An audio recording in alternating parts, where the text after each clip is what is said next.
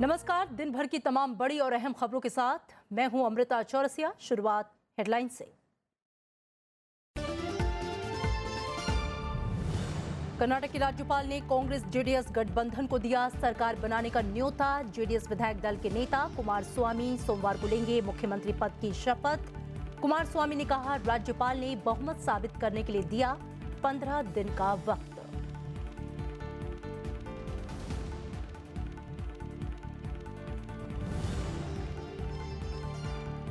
कर्नाटक में विश्वास मत से पहले बीएस येदियुरप्पा का इस्तीफा। विधानसभा में दिया भावुक भाषण, कहा जनादेश हमारे साथ। कांग्रेस जेडीएस गठबंधन अवसरवादी।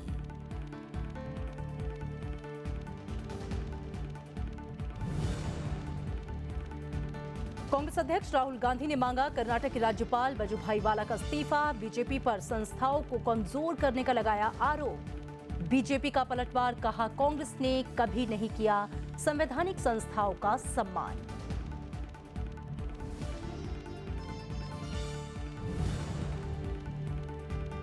प्रधानमंत्री ने कहा कि विदेशी ताकत की रुकावटों के बावजूद आगे बढ़ रहा है। जम्मू कश्मीर भटके हुए युवाओं से मुख्यधारा में लौटने की अपील।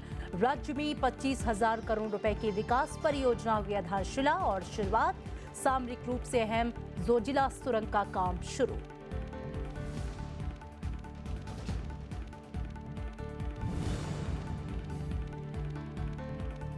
और कृषि क्षेत्र में निवेश पर उपराष्ट्रपति एम वेंकैया नायडू का जोर। हैदराबाद में कहा, किसानों को समय पर मिले सस्ता कर्ज।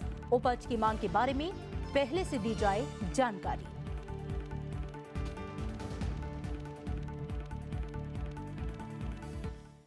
और खबरें विस्तार से। मुख्यमंत्री बीएस येदियुरप्पा के इस्तीफे के बाद कर्नाटक के राज्यपाल वजुभाई वाला ने जेडीएस नेता एचडी कुमारस्वामी को सरकार बनाने के लिए आमंत्रित किया है। कुमारस्वामी ने आज शाम राज्यपाल से मुलाकात की। मुलाकात के बाद उन्होंने ये बताया है कि राज्यपाल ने बहुमत साबित करने के लिए उन्हें 15 दिन का वक्त दिया है। Today honourable governor invited me on the basis that both Congress and our party leaders jointly, when we met him on 15th on this month, we claimed to form the government. We requested him to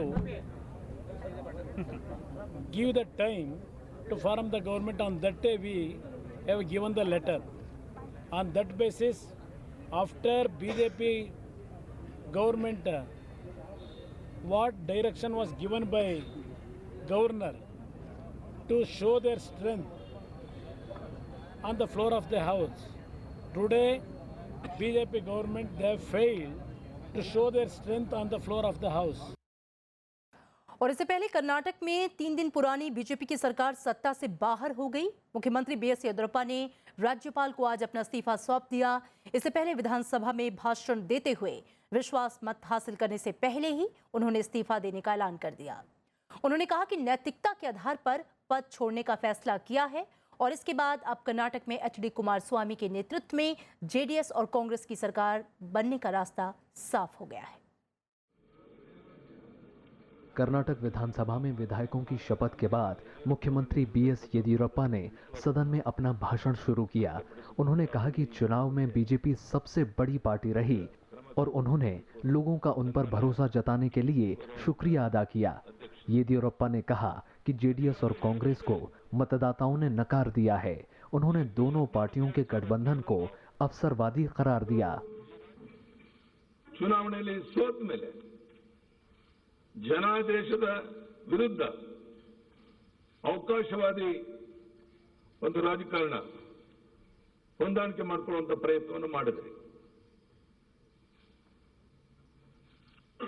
ಏಕೈಕ ದೊಡ್ಡ ಪಕ್ಷವಾದಂತ ಭಾರತೀಯ ಜನತಾ ಪಾರ್ಟಿಯನ್ನ ದೇಶದ ಉದ್ದಗಲಿಗೆ ಚುನಾವಣೆ ಆದ್ಮೇಲೆ ಯಾವ ರೀತಿ single largest party आದಾಗ Yediyurappa ने बहुमत परीक्षण को आगे नहीं बढ़ाते हुए नैतिकता के आधार पर इस्तीफा देने का ऐलान किया। उन्होंने कहा कि वो कर्नाटक के लोगों और किसानों के लिए काम करते रहेंगे। ರಾಜ್ಯದ ಉದ್ದಗಲಿಗೆ ಓಡಾಟ ಮಾಡಿ ಈ ರಾಜ್ಯವನ್ನು ಮಾದರಿ ರಾಜ್ಯವನ್ನಾಗಿ ಮಾಡಿ ಪ್ರಯತ್ನ ಮಾಡ್ತೇನೆ. ಅದಕ್ಕೆ ನಿಮ್ಮೆಲ್ಲರ ಸಹಕಾರ ಬೇಕು ಅಂತ ಹೇಳ್ತಾ, ಸನ್ಮಾನ್ಯ ಅಧ್ಯಕ್ಷರೇ, ನಮಗೆ ಈ ಅವಕಾಶ ಮಾಡಿಕೊಟ್ಟದಕ್ಕಾಗಿ ವಂದಿಸಿ, ನಾನು ಇದನ್ನು ಮೂವ್ ಮಾಡ್ತಾ ಇಲ್ಲ, ನೇರ ರಾಜ್ಯಪಾಲರಿಗೆ ಹೋಗಿ ರಾಜೀನಾಮೆ ಕೊಡ್ತಾ ಇದ್ದೇನೆ. ನಮಸ್ಕಾರ, ಧನ್ಯವಾದ. इसके बाद मुख्यमंत्री बीएस येदियुरप्पा ने राज्यपाल वजुभाई वाला से मुलाकात की और अपना इस्तीफा उन्हें सौंप दिया। नतीजे आने के बाद हुए घटनाक्रम में कर्नाटक में राज्यपाल वजुभाई वाला ने सबसे बड़ी पार्टी बीजेपी के विधायक दल के नेता बीएस येदियुरप्पा को बुधवार को सरकार बनाने का न्योता दिया और गुरुवार सुबह येदियुरप्पा को मुख्यमंत्री पद की शपथ दिलाई गई। इसके साथ ही बहुमत साबित करने के लिए 15 दिन का समय दिया था। इसको कांग्रेस और जेडीएस ने सुप्रीम कोर्ट में चुनौती दी। इसके बाद सुप्रीम कोर्ट ने बीएस येदियुरप्पा को शनिवार शाम 4 बजे तक विश्वास मत हासिल करने का आदेश दिया। कर्नाटक में 222 सीटों के लिए हुए विधानसभा चुनाव में बीजेपी को 104, कांग्रेस को 78 और जेडीएस को 37 सीटें और उसकी सहयोगी बीएसपी को 1 सीट हासिल हुई। चुनाव नतीजों के बाद कांग्रेस ने जेडीएस को समर्थन देने का ऐलान कर दिया था और एचडी कुमारस्वामी ने राज्यपाल से मिलकर सरकार बनाने का दावा पेश कर दिया। कर्नाटक में 2 दिनों की बीजेपी की सरकार गिरने के बाद अब सत्ता की चाबी कांग्रेस और जेडीएस के हाथ में आ गई है। अब सरकार गठन के बाद इन दोनों दलों के सामने गठबंधन धर्म को निभाने की भी बड़ी चुनौती होगी। लेकिन इस बीच बीजेपी अपनी हार को अब जीत में बदलने की कोशिश करती हुई भी दिखाई देगी, क्योंकि उसकी निगाहें 2019 के चुनाव पर है और बीजेपी की कोशिश होगी कि वो जनता की सहानुभूति भी हासिल करे और चुनाव में यहां से बेहतर प्रदर्शन करे। बेंगलुरु में कैरन अनिर्बन के साथ पंचानंद मिश्रा, राज्यसभा टीवी। कर्नाटक में बीजेपी की सरकार गिरते ही कांग्रेस जेडीएस गठबंधन में खुशी की लहर दौड़ गई। दोनों पार्टियों के खेमे में जश्न शुरू हो गया। कांग्रेस अध्यक्ष राहुल गांधी ने यह आरोप लगाया है कि बीजेपी ने कर्नाटक में लोकतंत्र की मर्यादा गिराने की कोशिश की और जनादेश का अपमान किया। राहुल गांधी ने बीजेपी पर विधायकों की खरीद फरोख्त का आरोप लगाते हुए कहा कि ताकत और पैसा ही सब कुछ नहीं और बीजेपी इससे सबक लेगी। नमस्कार दोस्तों। The buying, purchasing of MLAs in Karnataka from our party and from the JDS. And I hope the BJP and the RSS learn a lesson from this, that the institutions of this country, the will of the people of this country cannot be disrespected. BJP ने राहुल गांधी के आरोपों को खारिज किया है। BJP नेता प्रकाश जावड़ेकर ने यह आरोप लगाया है कि कांग्रेस और जेडीएस के विधायकों को बंधक बनाकर रखा गया। उन्होंने कहा कि कांग्रेस अपनी हार को जीत साबित करने की कोशिश में है। सो दे आर डिफीटेड एवरीवेयर। लेकिन कांग्रेस ने एक नया किया है काम कि डिफीट को ही विजय का रूप देना। ये निगेटिव अलायंस नहीं चलता। अलायंस आइडियोलॉजी के आधार पर होता है, तब अलायंस चलता है। वास्तव में यह है कि उन्होंने अपने एमएलएस को, कांग्रेस के और जेडीएस के एमएलएस को बंधक बना के रखा और इसलिए ये बेबुनियाद आरोप है और सबसे हास्यास्पद बयान राहुल गांधी जी का है। किसी भी नई सरकार के लिए यह जरूरी है कि वो ये साबित करे कि उसे सदन में बहुमत प्राप्त है और इसके लिए उसे सदन में विश्वास मत हासिल करना होता है। अगर सरकार विश्वास मत हासिल करने में कामयाब नहीं हो पाती है तो उसे इस्तीफा देना पड़ता है। विश्वास मत के दौरान केंद्र में लोकसभा के सदस्य और राज्यों में विधानसभा के सदस्य ही वोटिंग कर सकते हैं। आइए ये जानते हैं कि विश्वास मत के लिए किस तरह की प्रक्रिया अपनाई जाती है। देश में संसदीय परंपरा को सुचारू रूप से चलाने के लिए संविधान में कई प्रावधान किए गए हैं। आमतौर पर यह परंपरा रही है कि चुनाव के बाद बहुमत प्राप्त करने वाली पार्टी राज्यों में राज्यपाल और केंद्र में राष्ट्रपति से मिलकर सरकार बनाने का दावा पेश करती है। हालांकि नियम के अनुसार सदन के पटल पर बहुमत साबित करना जरूरी है। ऐसी स्थिति में फ्लोर टेस्ट या विश्वास मत हासिल करना एक संवैधानिक प्रक्रिया है, जिसके द्वारा ये पता चलता है कि जो पार्टी सरकार बनाने जा रही है उसे सदन का बहुमत प्राप्त है या नहीं। विश्वास मत के दौरान सदन के कुल सदस्यों में से आधे से एक ज्यादा का समर्थन हासिल करना होता है। इसके अलावा एक दूसरी स्थिति कंपोजिट फ्लोर टेस्ट की होती है। ऐसी स्थिति तब आती है जब एक से ज्यादा दल सरकार बनाने का दावा करते हैं, यानी किसी भी दल को स्पष्ट बहुमत प्राप्त नहीं होता है। ऐसी स्थिति में राज्यपाल विधानसभा का और राष्ट्रपति संसद का विशेष सत्र बुलाते हैं, जिसमें यह सुनिश्चित किया जाता है कि किस पार्टी या दल के पास सरकार बनाने के लिए पर्याप्त बहुमत है। दरअसल फ्लोर टेस्ट या विश्वास मत एक संसदीय प्रक्रिया का अंग है, जिसके तहत सदन में सरकार के बहुमत को जांचा जाता है। विश्वास मत की प्रस्तावना सरकार की तरफ से केंद्र में प्रधानमंत्री और राज्यों में मुख्यमंत्री की तरफ से रखी जाती है। यदि सरकार विश्वास प्रस्ताव के दौरान सामान्य बहुमत साबित नहीं कर पाती है तो उसे इस्तीफा देना होता है। विश्वास मत की अवधारणा संविधान में नहीं है, बल्कि इसका प्रावधान संसद की कार्यवाही प्रक्रिया के तहत किया जाता है। 1989 में प्रधानमंत्री बनने के बाद बीपी सिंह ने विश्वास मत पेश किया और सफल हुए। इसके बाद सत्ता में आए चंद्रशेखर ने 1990 में विश्वास मत हासिल किया। 2008 में प्रधानमंत्री मनमोहन सिंह ने विश्वास मत हासिल किया था। Bureau report, Rajya Sabha TV. और कर्नाटक में पल पल बदलते घटनाक्रम पर हमारे सहयोगियों की नजर है। पंचानंद मिश्रा बेंगलुरु से हमारे साथ जुड़ रहे हैं, साथ ही अखिलेश सुमन बीजेपी के दिल्ली मुख्यालय से हमारे साथ जुड़ेंगे, कृति मिश्रा कांग्रेस मुख्यालय से हमारे साथ जुड़ी हुई हैं। सबसे पहले पंचानंद, आपका रुख करना चाहूंगी। कर्नाटक के राज्यपाल ने कांग्रेस जेडीएस गठबंधन को सरकार बनाने का निमंत्रण दे दिया है, 15 दिन का वक्त दिया है बहुमत साबित करने के लिए, और लेटेस्ट अपडेट क्या है? जी बिल्कुल, देखिए यह निमंत्रण उनको मिल गया है। ये भी लगभग तय है कि सोमवार को शपथ ग्रहण होगा और उसमें जो आने वाली जो सूची है, जिसमें जो लोग आ रहे हैं, जो मेहमान के तौर पर आ रहे हैं, उसमें वो एक अपने आप में दिलचस्प कहानी कहती है। और शायद वो अगले 2019 की गठबंधन की बात जो ये अपोजिशन जो एक ब्लॉक है उसकी तरफ से कही जा रही है, वो भी बहुत इंटरेस्टिंग तस्वीर है। क्योंकि अखिलेश यादव हैं उत्तर प्रदेश से, समाजवादी पार्टी से, बीएसपी से यहाँ मायावती पहुंच रही हैं, ऐसा एक बताया गया। उसके अलावा यहाँ ममता बनर्जी है, वो भी आ सकती हैं, तो और राहुल गांधी जो कांग्रेस के अध्यक्ष हैं वो भी आ सकते हैं। तो कुल मिलाकर जैसा कहा जा रहा था कि कर्नाटक का चुनाव आने वाले 2019 के चुनाव के टोन को सेट कर देंगे, क्योंकि आगे और भी कई चुनाव है राज्यों में, मध्य प्रदेश हो या फिर छत्तीसगढ़ हो, वो एक ब्लॉक यहाँ पर बनता हुआ जरूर दिख रहा है। और कांग्रेस की कोशिश है कि इसको 2019 तक बरकरार रखा जाए। तो वहीं बीजेपी, जिसने यहाँ पर 48 घंटे के अंदर ही उसकी सरकार गिर गई, लेकिन उसका भी ये मानना है कि ये जो डिसएडवांटेज मिला है सरकार गिरने का, उसको कैसे एडवांटेज में बदला जाए। यानी कि 2019 के लिए जो जन समर्थन, यानी जो उनको सहानुभूति मिल सकती है, उसका इस्तेमाल किया जाए। और जो यहाँ पार्टी प्रेसिडेंट अमित शाह की तरफ के ने यहाँ पर जो एक चुनाव प्रचार चलाया था, और जो प्रधानमंत्री नरेंद्र मोदी की 21 रैलियां हुई थी, उसके बाद जो माहौल बना है, कर्नाटक बीजेपी का ये साफ कहना है कि उस माहौल को अब 2019 तक बनाए रखा जाएगा। यही वजह है कि यहाँ पर शायद कि सांसद के पद से इस्तीफा दे दिया येदियुरप्पा ने, लेकिन अभी वो पूरी तरह से अब कर्नाटक की राजनीति करेंगे। तो आने वाले समय में अब यहाँ की राजनीति दिलचस्प होने वाली है और ये सफर लोकसभा तक जारी रहेगा। बिल्कुल, सफर जो है लोकसभा तक जारी रहेगा। बने रहिए हमारे साथ। कृति का रुख करेंगे जो कि कांग्रेस मुख्यालय से हैं। कृति, जैसा कि एक अहम जानकारी पंचानंद ने दी कि शपथ ग्रहण में जिस तरीके से विपक्षी पार्टियां आ रही हैं, चाहे वो एसपी हो, ममता बनर्जी हो, ये क्या इशारा कर रहा है कि कांग्रेस अब इन अलग अलग विपक्षी दलों को एकजुट करके आगे की, यानी कि 2019 के लिए लड़ाई के लिए एक मजबूत गठजोड़ बनाने की ओर इशारा कर रहा है?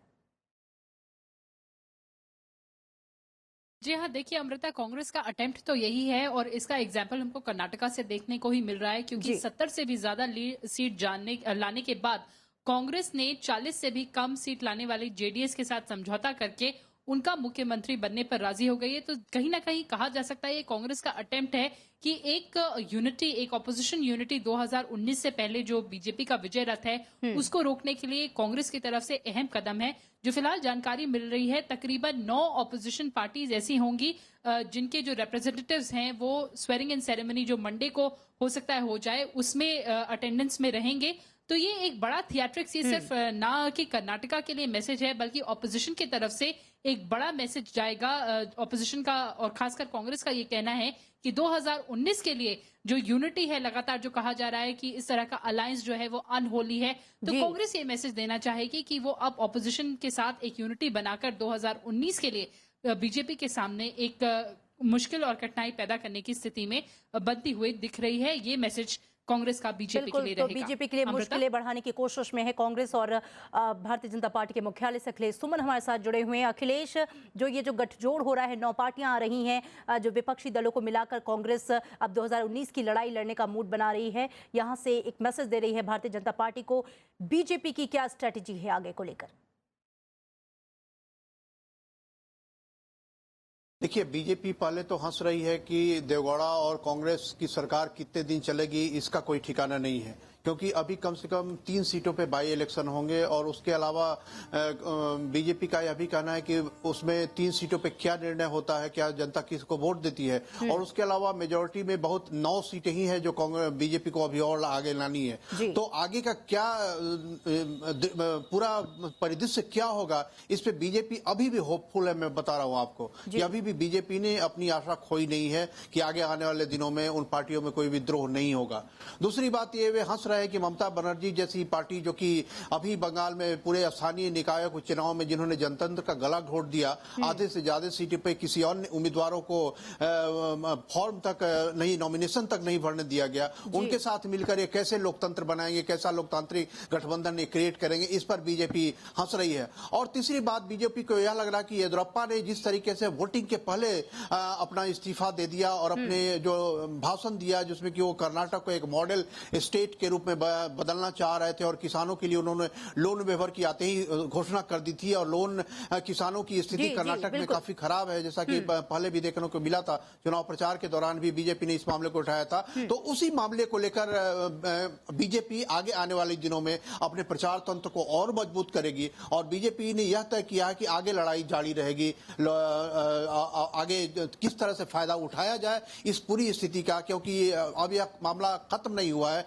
बल्कि एक नए तरीके से इस पूरे मामले की शुरुआत हुई है कर्नाटक की लड़ाई की। और लेकिन बीजेपी को यह जरूर रियलाइज हो गया है कि अब लड़ाई बराबरी का है, इसलिए बिल्कुल आत्मश्लाघा में रहने की जरूरत नहीं, बल्कि सारी चीजों को मिलाकर आगे बढ़ने की जरूरत है और संगठन में सबको साथ लेके आगे चलने की जरूरत है। बिल्कुल, यानी कि जो लड़ाई है वो अब कहीं ना कहीं कांटे की हो गई और उसके लिए भारतीय जनता पार्टी पूरी तरह से स्ट्रेटेजी बनाने में भी जुट गई है।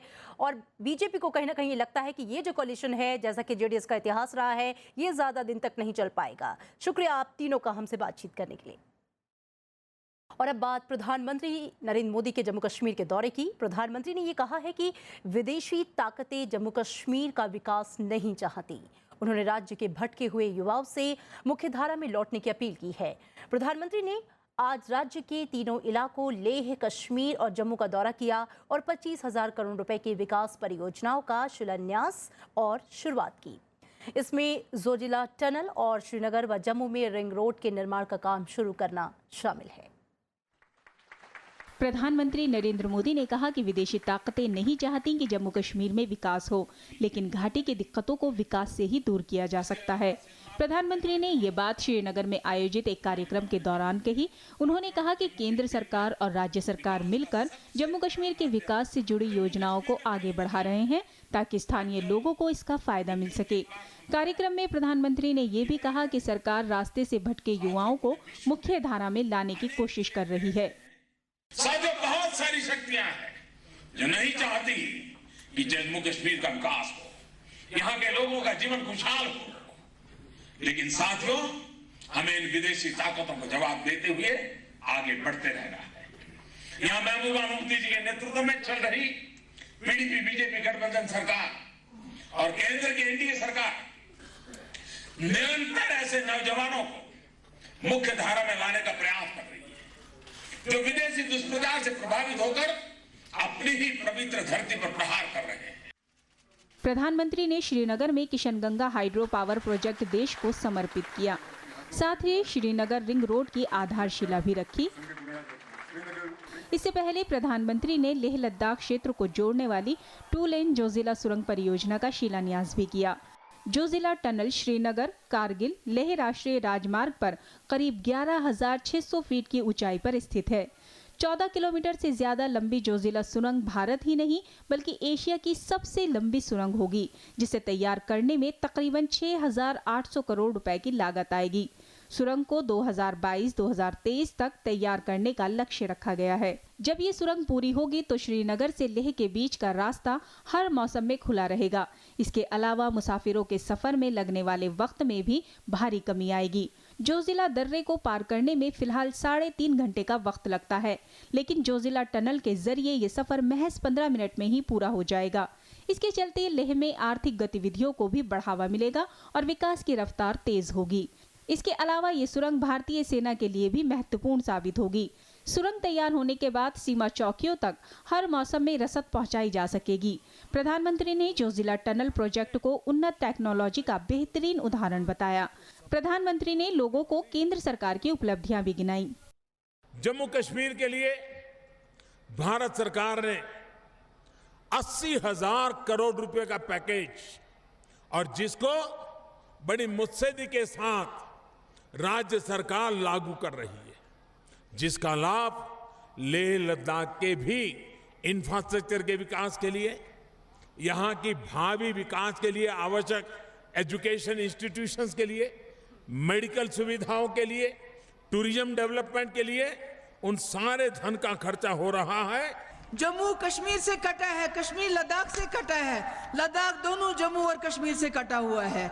इस टनल के बनाने से हमें आपस में हमारे जो स्टूडेंट्स हैं, हमारे जो लोग हैं जो जम्मू जाना चाहते हैं, श्रीनगर जाना चाहते हैं, मुल्क के दूसरे हिस्सों में जाना चाहते हैं, तो उनके लिए ये आसानी हो जाएगी। इसके अलावा प्रधानमंत्री लद्दाख के 19वें बौद्ध धर्म गुरु कुशक बकुला रिनपोचे के जन्म शताब्दी के समापन समारोह में भी शामिल हुए। Bureau report, Rajya Sabha TV.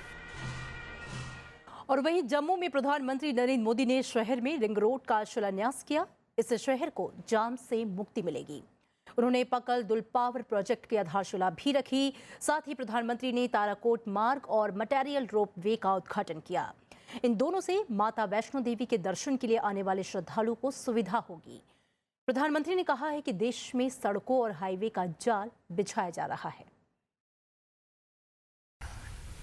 Jammu Kashmir हो, पश्चिम भारत हो या नॉर्थ ईस्ट हो, देश को हाईवेज की लड़ी में पिरोने का ये प्रोजेक्ट है। इस साल के बजट में इस योजना के तहत बनने वाले लगभग 35,000 किलोमीटर रोड के लिए 5,000 करोड़ से अधिक का प्रावधान इस बजट में किया गया है।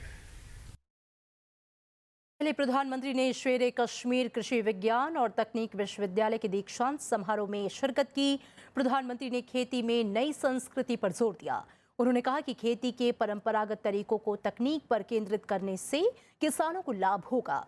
उन्होंने कहा कि किसानों की आय बढ़ाने के लिए सरकार काम कर रही है और इसके लिए योजनाओं को तेजी से लागू किया जा रहा है। उपराष्ट्रपति एम वेंकैया नायडू ने खेती में निवेश बढ़ाकर उसे आकर्षक बनाने पर जोर दिया। हैदराबाद में एक कार्यक्रम में उन्होंने किसानों को समय पर कर्ज सुविधा देने की बात कही। उपराष्ट्रपति ने कहा है कि कर्ज माफी खेती की समस्याओं का हल नहीं है, क्योंकि इससे खेती को टिकाऊ बनाने में मदद नहीं मिलेगी। राष्ट्रपति एम वेंकैया नायडू ने शनिवार को हैदराबाद में national institute of agriculture extension management में कृषि वैज्ञानिकों और रिसर्च फेलो को संबोधित किया। उपराष्ट्रपति ने खेती में निवेश बढ़ाने और किसानों को समय पर सस्ता कर्ज मुहैया कराने पर जोर दिया। उन्होंने कहा कि किसानों को उनकी उपज की मांग के बारे में पहले जानकारी दी जानी चाहिए, जिससे कि उन्हें औने पौने दामों में फसल नहीं बेचनी पड़े। Distress sale can be avoided provided you have information of what is the demand, where, how much and all. So that's why the e-NAM is the way forward for improving market facilities.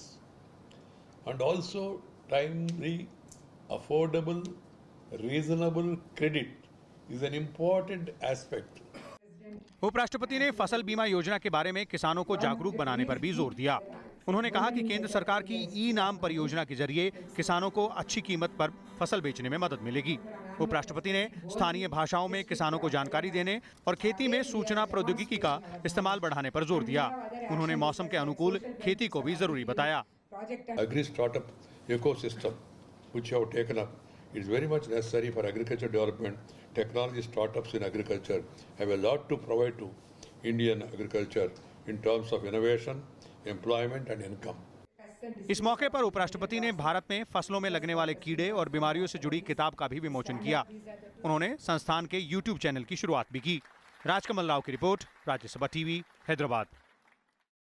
और चीन ने विवादित दक्षिण चीन सागर के एक द्वीप पर पहली बार बम वर्षक विमान उतारे हैं।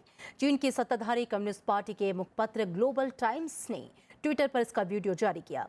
चीन की वायुसेना ने यह कहा है कि इससे H-6 के बम वर्षक विमान भी शामिल हैं। हाल ही में द्वीप में इन विमानों की उड़ान और इन्हें वहां उतारने का अभ्यास किया गया। साउथ चाइना मॉर्निंग पोस्ट ने पीपल्स लिबरेशन आर्मी के हवाले से बताया है कि इस ट्रेनिंग में वायुसेना के पूरे इलाके में पहुंच और समय रहते आक्रमण की क्षमता और बढ़ेगी। अमेरिका ने इस पर तीखी प्रतिक्रिया दी है। अमेरिका का कहना है कि इससे इलाके में तनाव और अस्थिरता बढ़ेगी। इससे पहले चीन की ओर से दक्षिण चीन सागर में क्रूज मिसाइलें तैनात करने की खबर आई थी। और ब्रिटिश शाही परिवार के प्रिंस हैरी और अभिनेत्री मेगन मार्केल आज हमेशा के लिए एक दूसरे के हो गए। इंग्लैंड के विंडसर किले में शाही शादी के दौरान जोड़े ने कस्में खाई और एक दूसरे को अंगूठियां पहनाई। God's holy law. According to God's holy law. In the presence of God. In the presence of God. I take you, Harry. To be my husband. In sickness and in health. To love and to cherish. और इसी के साथ इस bulletin में मेरे साथ इतना ही। आप देखते रहिए राज्यसभा टीवी। नमस्कार।